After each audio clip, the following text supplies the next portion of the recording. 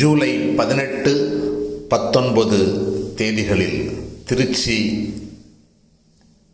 பெருமாள் கோவில் தெரு, தேவதானம் பகுதிகளில் தேவேந்திர சேனாவினர் தேவேந்திர குல வேளாளர்களை பிசி பட்டியலில் ஏன் இணைக்க வேண்டும் என்ற விழிப்புணர்வு பரப்புரையை நிகழ்த்தினர். தேவேந்திர குல வேளாளர்களை எஸ்சி பட்டியலில் இணைத்தது தவறு, பிசி லிஸ்டில் இணைக்க வேண்டும் என்று மக்கள் தமிழக அரசுக்கு வேண்டுகோள் விடுத்தனர்.